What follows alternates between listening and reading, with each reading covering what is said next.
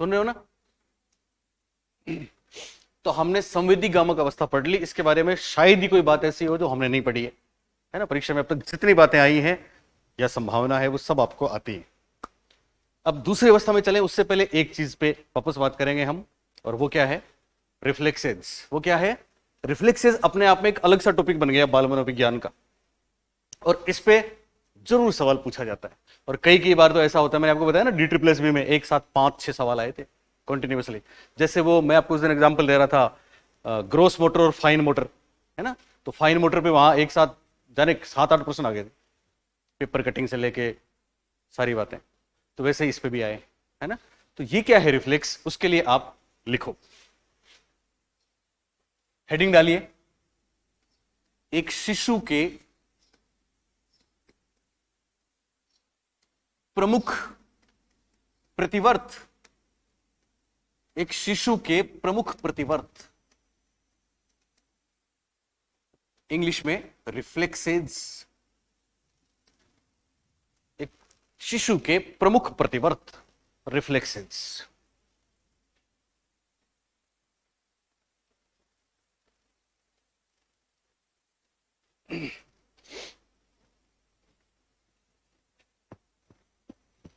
एक शिशु के प्रमुख प्रतिवर्त लिखा सबने? ओके,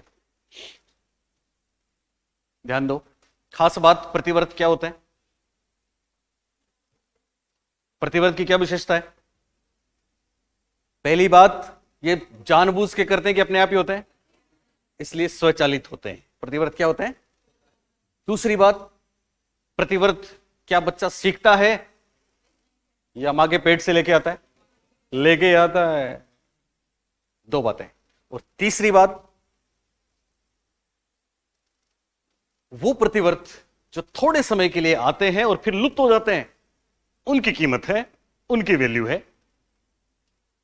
कौन कौन से वो प्रतिवर्त हैं जिनका बाल मनोविज्ञान में बहुत महत्वपूर्ण स्थान है? लिखिए, एक नंबर, पहला रूटिंग। ये ऐसे आएंगे परीक्षा में, इंग्लिश में, हिंदी में, ठीक है ना? तो ऐसा ही लिखाएगा, रूटिंग लिखने की जरूरत नहीं है। मैंने जो लिखा है ऊपर वाला वही लिखो आप, ठीक है ना? क्योंकि इंग्लिश वाले वर्जन में ऐसा लिखाएगा और हिंदी वाले में ऐसा आएगा, इसलिए इसकी कोई हिंदी नहीं होगी, खास बात। तो रूटिंग, हिंदी वाला लिख लो आप, रूटिंग। ना स्पेलिंग का झंझट ना कुछ और। तो रूटिंग क्या होता है, चलिए बताओ। यस, आप बताओ इधर से, धर्माराम। यानी रूटिंग वो चीज है कि अगर बच्चा रूटिंग, अच्छा एक और है, ये रिफ्लेक्सेस इस बात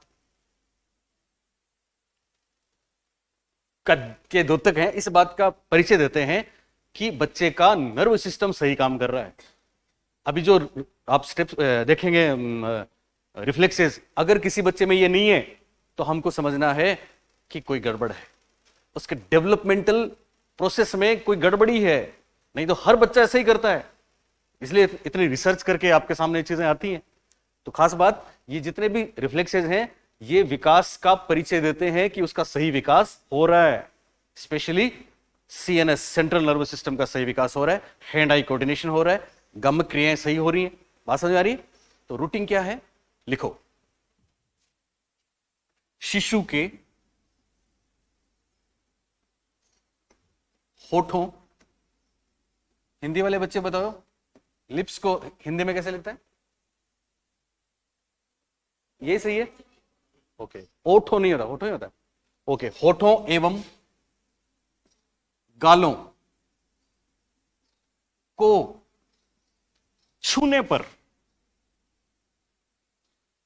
यानी कुदरत ने बनाया है ऐसा उसको, होठों एवं गालों को छूने पर मुंह खोल देना,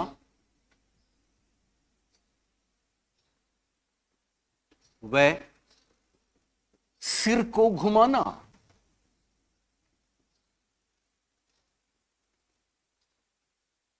पहला रिफ्लेक्स, रूटिंग। होठों एवं गालों को छूने पर क्या होगा? मुंह खोल देगा और सिर को उधर ही घुमा देगा। याद रहेगा रूटिंग? ऐसा क्यों? अगर ऐसा नहीं होता तो ऐसा नहीं होता तो वो दूध पीना कैसे सीखता?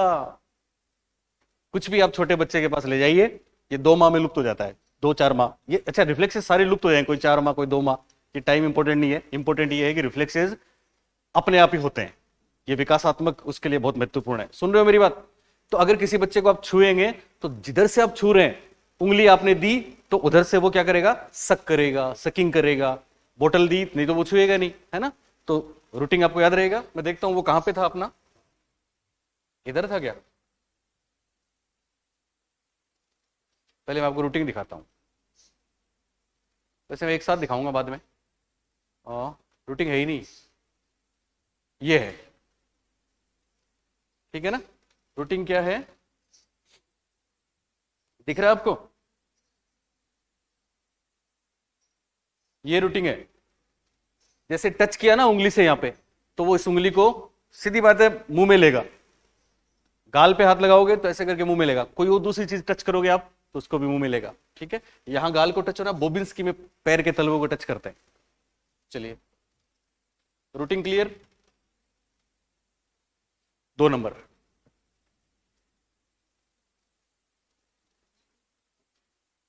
ब्लेक का ब्लेक हो गया ना। 2 नंबर, स्टिपिंग।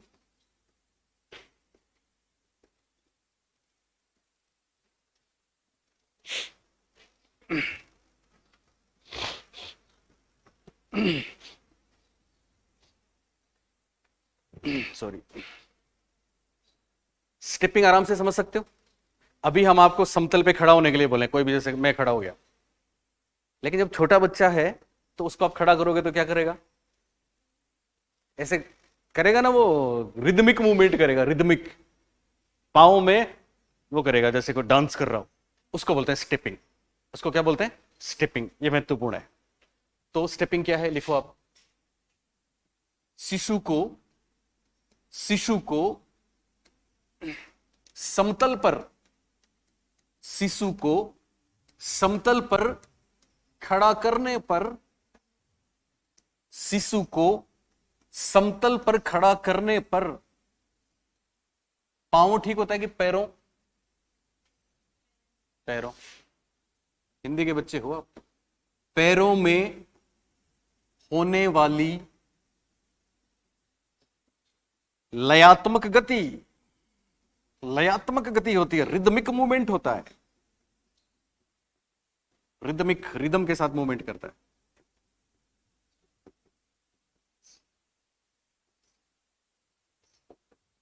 यह है स्टेपिंग। स्टेपिंग सिंपल है, समतल पर खड़ा करेंगे तो वो रिदमिक मूवमेंट करेगा। लेकिन थोड़े समय के लिए आया और चला गया, इसलिए इसकी वैल्यू है। तो पैरों में होने वाली लयात्मक गति क्या कहलाती है? स्टेपिंग। सिंपल, बोलिए। चलिए, दूसरा स्टेपिंग। तीसरा, ये खूब पूछा गया परीक्षा में, मोरो किसिंग।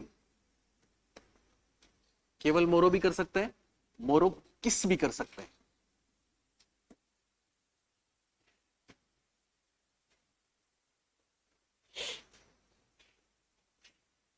मोरो किस सुना है? मोरो किस आया परीक्षा में? सुन रहे हो ना छोटे बच्चों? आप भी। छोटा बच्चा पीठ के बल लेटा है, कैसे लेटा है? सीधा। तो अच्छा, इसको ट्रिगर, कुछ चीजें ट्रिगर भी करती हैं, मतलब आप कुछ ऐसा करोगे तो फिर मोरो किस करेगा वो। तो जैसे आपने उसके पास कोई साउंड किया, या अचानक तेज कोई आवाज आई, या अचानक लाइट ऑन कर दी, या अचानक कोई ऐसा मूवमेंट हुआ हड़बड़ाहट वाला, तो वो क्या करता है?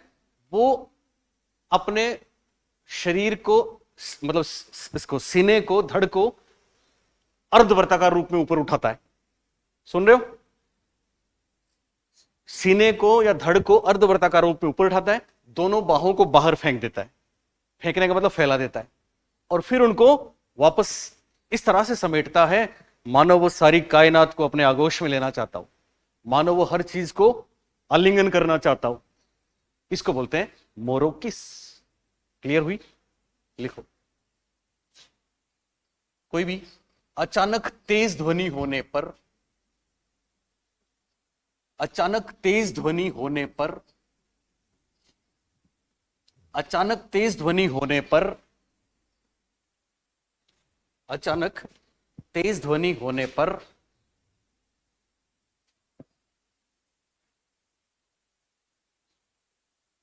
सीने को ऊपर उठाना, अचानक तेज ध्वनि होने पर सीने को ऊपर उठाना, दोनों बाहों को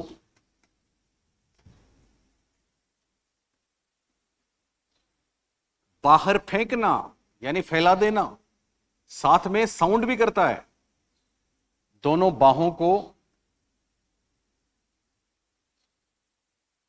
बाहर फेंकना एवं पुनः समेटना।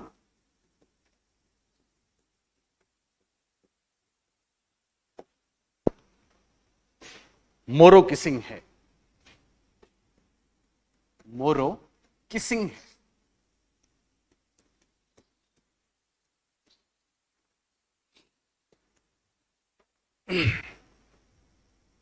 तेज ध्वनि होने पर सीने को उठाना, बाहों को बाहर फेंकना और फिर पकड़ना, मानो कुछ पकड़ना चाह रहा हो, तो इसको बोलते हैं मोरो किसिंग या मोरो आलिंगन हिंदी में। पर 99% मोरो किस ही आएगा हिंदी में भी, ठीक है, पर फिर भी आए तो इंग्लिश में मोरो किस जरूर मिलेगा आपको, ठीक है ना। तो मोरो किसिंग या मोरो किस। रूटिंग याद है क्या था? गाल या होठों को छुएंगे तो क्या करेगा? मुंह खोल देगा। रूटिंग क्यों जरूरी है? क्योंकि इसी के कारण से वो दूध पीना सीखता है। स्टेपिंग, इसी के कारण से चलना खड़ा होना सीखता है, पर पहले जो स्टेज आती है वो है स्टेपिंग, सिंपल। तीसरा ही है मोरो किसिंग, बोलो। ओके, तीन ही में ना। चौथा, चौथा बोबिंस्की। परीक्षा में बोबिंस्की भी आया है, पता है आपको? देखें ऐसे प्रश्न। आपका तो कंपटीशन उन बच्चों से होगा, बताऊंगा अभी।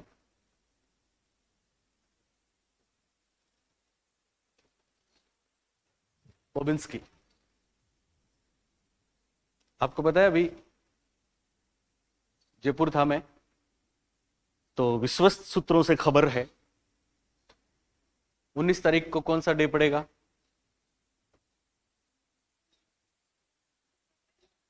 हाँ, आज क्या है?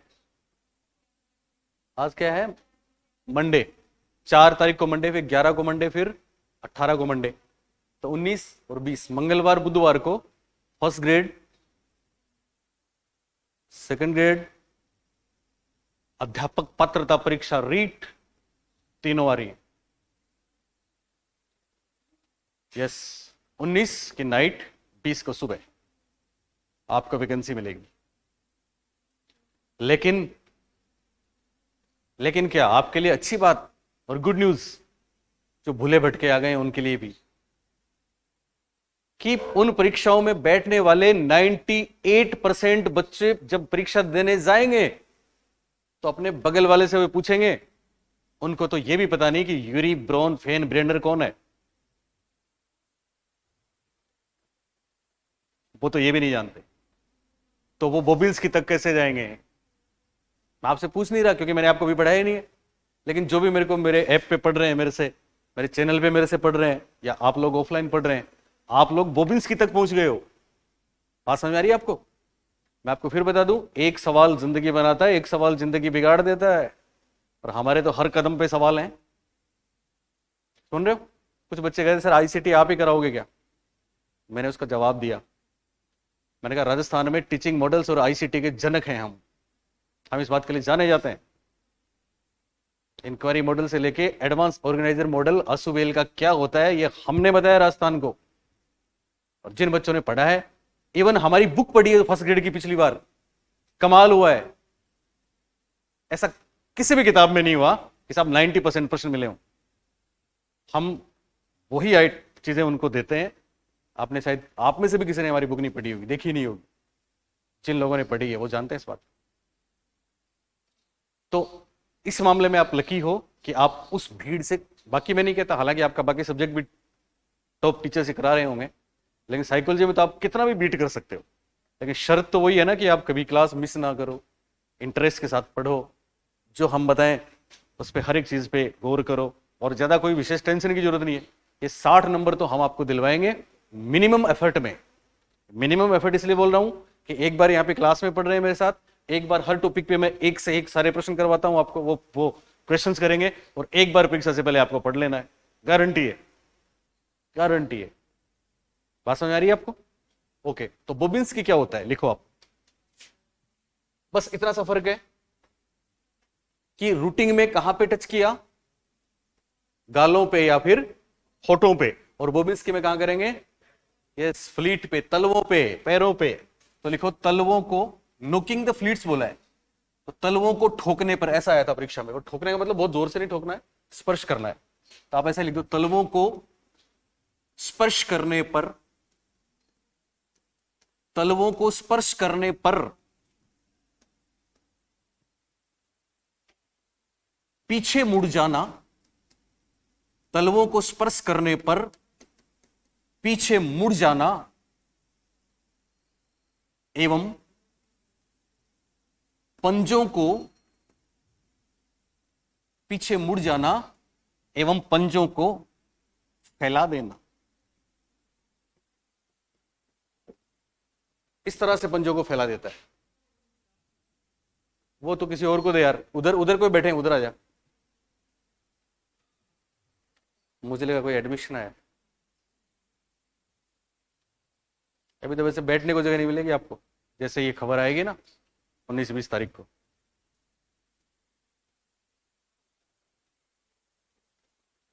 क्या हुआ स्पेशल, बताओ मेरे को, बताओ क्या पूछ रहे हो?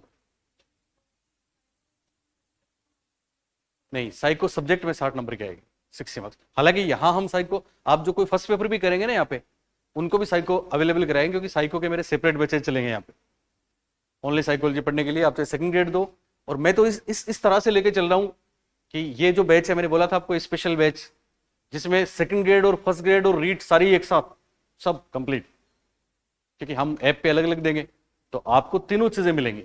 तो जो एकदम, और मेरे ख्याल से सारे जॉबलेस हो आप, तो आपके लिए तो रामबाण है, उतनी रीट इंपॉर्टेंट है, उतनी सेकंड ग्रेड है, उतनी फर्स्ट ग्रेड है।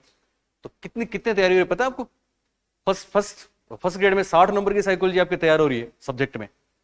सेकंड ग्रेड में फर्स्ट पेपर में 40 नंबर की साइकोलॉजी तैयार हो रही है, जिसमें आपको पता है मैथ्स में क्या हालत हुई थी? नहीं, वो सब्जेक्ट में आती है। फर्स्ट पेपर में एजुकेशन मैनेजमेंट आता है ना, 75 प्रश्नों में 15 प्रश्न उसके आता है। वो हमारे साथ रहोगी तो वो भी हम सब, हमारे चैनल पे सब फ्री है। आपको बताऊंगा मैं जाने से पहले, चैनल है ना वो, मतलब आपका वो बदल गया आज से, आ गई आप भूले भटके। तो क्या बोल रहा था मैं? हाँ, 40 नंबर। आप सोचिए अभी क्या हुआ मैथ्स में, पता है क्या हुआ? पीटीआई में क्या हुआ? फर्स्ट पेपर क्लियर नहीं हुआ, 40% नहीं आए। सोचो कितनी बेवकूफी करते हैं बच्चे, जो हमें ढूंढ के यहां नहीं आते।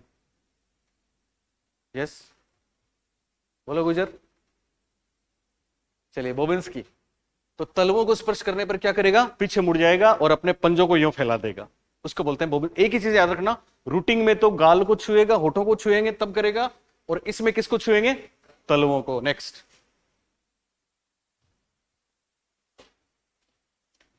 नेक्स्ट है डार्विनी। ये नाम सुना है? ग्रिस्पिंग,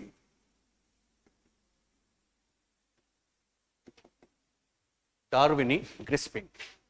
अच्छा, ये चीज आपकी जिंदगी में कितनी इंपॉर्टेंट है, आप सोचिए। आप बच्चों को पालेंगे, पालोगी, है ना, तो कितना काम आएगा ये सब।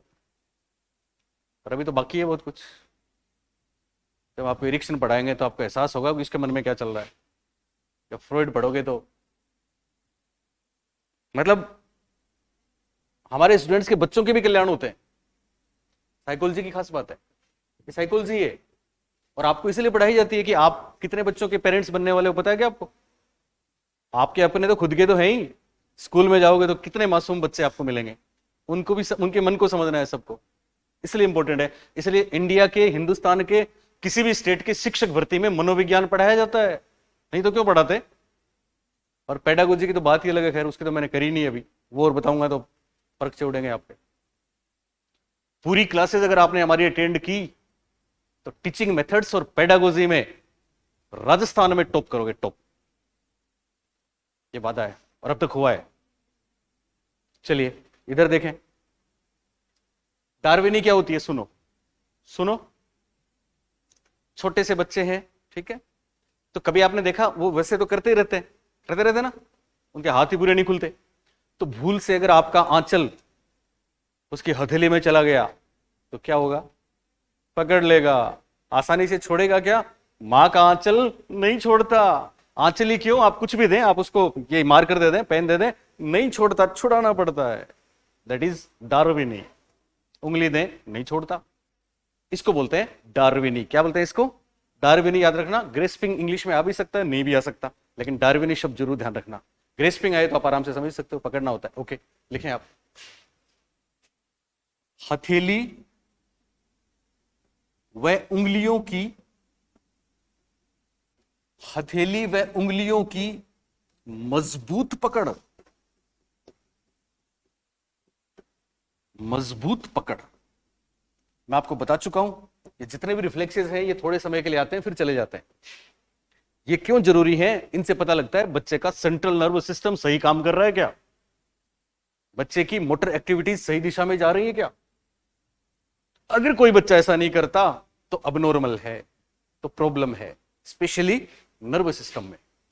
ये रिसर्च। तो डार्विनी ग्रेस्पिंग क्लियर हुआ सबको, बोलो ओके। आप मुझे बताएं, गालों और होठों को छूने वाली कौन सी बात, कौन सी, रूटिंग। पैर के तलवों को छूने वाली बॉबिन्स की, कौन सी, बॉबिन्स की। और समतल पर खड़ा करें वो वाली स्टेपिंग, वो वाली स्टेपिंग। और सारी कायनात को आगोश में लेने वाली मोरो किसिंग। खाली किस याद रखोगे तो भी चल जाएगा, धर्माराम मोरो किस बोलोगे, कौन सा किस बोलोगे, मोरो किस। ओके, ग्रेस्पिंग डार्विनी समझ गए, डार्विनी। मैंने किसी क्लास में बोला, उत्कर्ष में बोला डार्विन, डार्विनी जानते हो, हाँ हाँ, कुछ आपके जैसे बच्चे थे साइंस वाले, मैंने कहा डार्विनी जानते हो, बोले हाँ सर, डार्विन की वाइफ डार्विनी। तो डार्विन की वाइफ नहीं है ये, बल्कि ग्रेस्पिंग। नेक्स्ट, टोनिक नेक। ये बहुत प्रसिद्ध है, जो हमने आपको भी दिखाया था। टोनिक नेक ऐसा हैंड आई कोऑर्डिनेशन के लिए होता है। तो टोनिक नेक, टोनिक नेक ही नाम है, बस लास्ट है। क्या हुआ, अच्छा, ओनली साइकोलॉजी पढ़ने जो बच्चे आते हैं वो एकदम फ्रेश फ्रेश एनर्जेटिक आते हैं। आप लोग तीनों अभी आए हो, आज पहला दिन है, पहले भी आए थे, फिर कहां चले गए थे, ओके, हाँ, अच्छा 200, अरे वाह, हो गया आपका सेटल सारा। तो तीसरे कौन है, ये भाई, ये नया है ना, अलवर से हो आप, ओके। सब्जेक्ट क्या है, मजा आ जाएगा आपको, सही जगह पे आ गए। चलिए ओके, तो टोनिक ने क्या है, लिखो लिखो जल्दी। ऐसे वो लेटता है पीठ के बल, ठीक है ना, तो लेटे हुए शिशु का चेहरा, लेटे हुए शिशु का चेहरा एक तरफ, जोर से नहीं करना है, हल्के से, लेटे हुए शिशु का चेहरा एक तरफ घुमाने पर